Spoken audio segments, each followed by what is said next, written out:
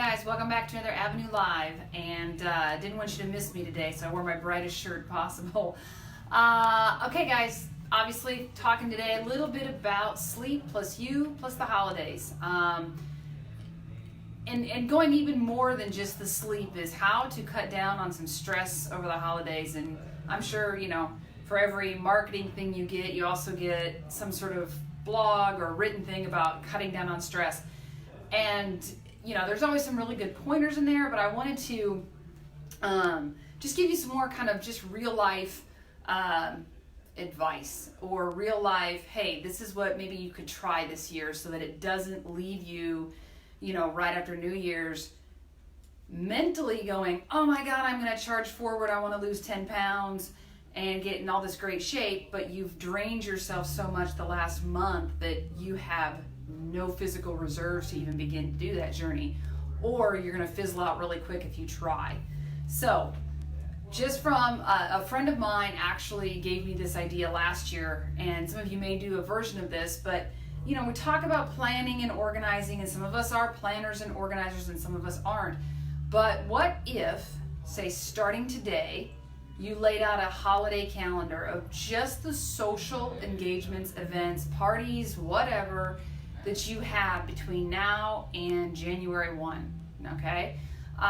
What if you laid all of that out on a calendar that wasn't on your other calendars, that you could actually see that, and just for what it is, just your social engagements, whether that's a kid's classroom party for your children, whether that's you know, your husband's office party, your office party, whatever it might be. But what if you laid all of that out and that was your footprint heading into the holidays? It's organized, it's in front of you, and now you know, all right, hey, on Saturday, December 7th, Avenue Party, total pitch for that, our client party here, hey, you know what, I know that they always have a really phenomenal food truck serving food and an open bar.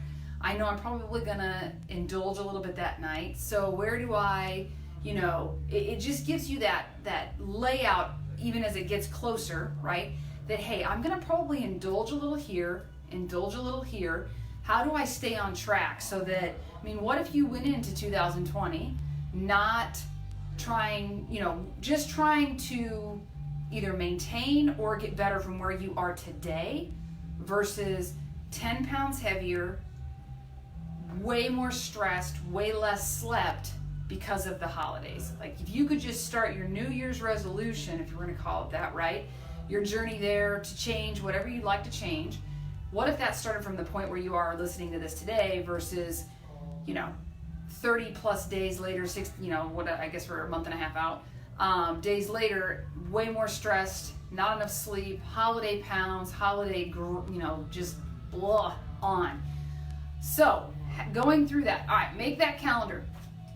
Go ahead, just write out everything that you've got that you know of right now, so that nothing is like, oh my gosh, I forgot about that.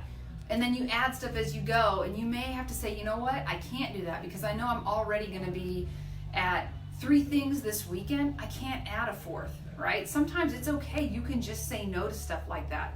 People understand there's so much going on during the holidays and parties, and everybody wants to get together and socialize. You can't be everywhere. So okay, what if you guys started planning your even Thanksgiving grocery list now? For most of us, Thanksgiving is full of tradition. It's traditional foods made the same way year in, year out. Get your list now. Some people do that, and I'm like, props to you. Go ahead and start getting the non-perishables off that list. Go ahead and go buy them. That way you just have them. If all you have to do is stop in the week of Thanksgiving and buy, you know, just perishable items, that makes your life way easier. So right now, you've got the time. Don't get on Facebook other than to watch my video. But don't get on Facebook. Don't get on Amazon and start, you know, toying around. Go ahead and get your holiday prep done now. Shopping list, as in gifts, guys. Every year, I'm really bad at this, so I'm going to take my own advice here. Every year, it's like, oh my gosh, I totally forgot about that. I totally forgot about that.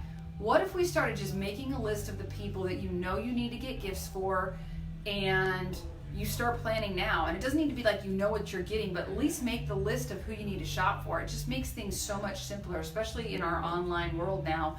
You can, you know, if something comes to you, you've already got that person in mind, order it. So, all right, what's your weekly? If you're not a list person, I totally understand this might be drudgery to you, but what about during the holidays you become a list person? Hey, what's my weekly? What do I have to get done this week? If I've got my list of people I buy my presents for, and it's 15 people deep, what if I started now 3 people a week up until Christmas, or I guess maybe you'd do like 5 people a week so you could get it there before Christmas.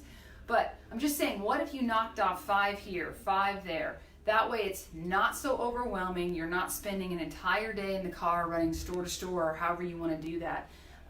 Divide and conquer, right? Divide the list up, get it down on paper in front of you so that you aren't surprised and forgetful and all of that. You got to think about it too, guys, even starting clear after like the day after Halloween. Our visual distractions with holiday decor, walking into a store, it's Christmas music on, it's, flashing lights and Santas everywhere.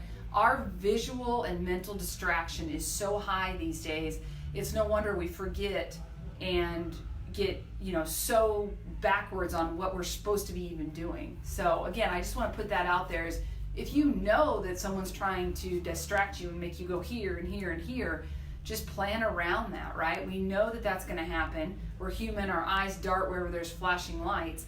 So again, make the list out there so that you don't have that forgetfulness.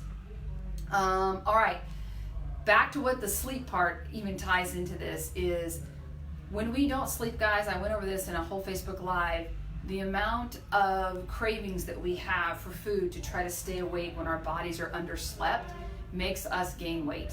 Okay, so now we're not only adding richer foods, more alcohol, more parties to our holiday list, we're not sleeping as much. So I want you to see this really wonderful black hole that sucks us down, and this cyclical effect, right, is, all right, we have more to do, we don't sleep as much, we eat worse, right, and then we'll eat usually more often, we eat more carbs, we eat stuff that has caffeine to keep us awake, whether that's actual coffee or alcohol that's a stimulant, or do we even indulge in more sweets like chocolate that can have caffeine in it. So we start doing that, and then we don't sleep as well. So now we're cutting down on our hours of sleep, eating worse, and then eating stuff that doesn't make us sleep as well, right? When you don't nourish your body with the right kind of stuff that it needs, it's not going to sleep as well. It just doesn't. Plus, most of us will start adding late night stuff in parties, and we all know that, a good rule of thumb is to try not to eat 2 hours before bed. But again, so not to go off on that too much, but I just want to say, your sleep during the holidays is so crucial going into, just to maintain you for our healthy weight, healthy mood. No one wants to be the Grinch at Christmas. So try to think about, hey, when I'm not getting sleep during the holidays, what's causing that? Is it just you staying up later? Is it just you having more stress? How do we take the stress out? I know for a lot of people I've talked to, I think the stat I looked up was the average American spends $1,000 on Christmas gifts, and that's usually for, I think, immediate family. It could be all in all, but how do we cut down on that, right? Do we start maybe looking at, all right, instead of giving physical gifts to everybody, do we do gifts of experience where it's like, okay, hey girlfriends, instead of us doing a gift swap, why don't we just say, okay, we're going to do lunch, brunch, whatever it might be in January, and that'll be our gift of experience that we all get to hang out together. One less physical item you have to buy. What if you said, hey kids, instead of getting everybody 10 to 15 presents under that tree, maybe everybody opens one and then we take a family trip. I know Cassie and Brent do that here, and it's really been cool to watch the girls get so excited about that, is they don't do physical gifts. One of the devotionals that I'm reading is all about, hey, instead of doing so many physical gifts, what if, right, you did gifts where you brought your children out to, say, one of the examples they gave, which was really cool, was at a local grocery store. This mom brought her 2 kids, and they had taken like 10 cards and put $10 gift cards to that grocery store in the cards, sealed them, and just handed them out, let her kids hand them out to random shoppers walking into the store. And they didn't know what was in the thing. They opened it up inside the store, and here's a $10 gift card. So maybe going more gifts of kindness, paying it forward versus just always receiving. So just simple ways, guys. I know I said this was all about sleep, but it's not. It's just I really wanted to tie in how to decrease your stress so that the sleep doesn't go so far south over the holidays, because it is really crucial for all of us to, in order to not eat more, not indulge more, and just be healthier over this time of year. It doesn't have to be a month to a month and a half of feeling cruddy, feeding our bodies horribly, not sleeping. You can change that. That is actually all on you. There are some factors outside that, people are demanding more of you and your time, but you can make those choices, especially when it comes to your food. I know for us at my house, there's a lot of stuff that, I may be a little bit restricted on, but just because someone gives you a wonderful tray of cookies or chocolates doesn't mean you have to keep them at your house. I know I'm not telling you to be super wasteful and throw stuff out, but you don't have to eat it till the box is empty, guys. That's a choice that you make. So have one or two, indulge, absolutely. And then, it's holidays, it's okay. Get rid of it out of your house. Don't think you have to eat the whole thing. All right, guys, so message from today, takeaway: decrease the stress. You know this season's coming. What can you do to prep before time, and then take care of yourself during? And I will say this, one thing I read that I'll close on this is, when you've got these parties and family stuff, don't fast all day thinking, all right, I'm going to save my calories, because you will always eat way worse when you're in your mind. You're thinking, well, I didn't eat all day. I've got all this room to just gorge. You don't sleep as well, and you start that, like I said, that cyclical effect there of just going down in that black hole that's going to last you for days or weeks. So eat your normal, eat even healthier the day of a family holiday, right? That way you go in and you're like, you know what, I'll have a little bit of this and a little bit of this, but I don't have to overindulge, okay? So again, I'm not trying to preach at you, but I definitely think that it's always nice to have a friendly reminder that we can control our stress, we can control our food, we can control our sleep over this crazy time of year. All right, guys, have a wonderful, beautiful bluebird kind of weekend here in Houston, and we'll talk to you later.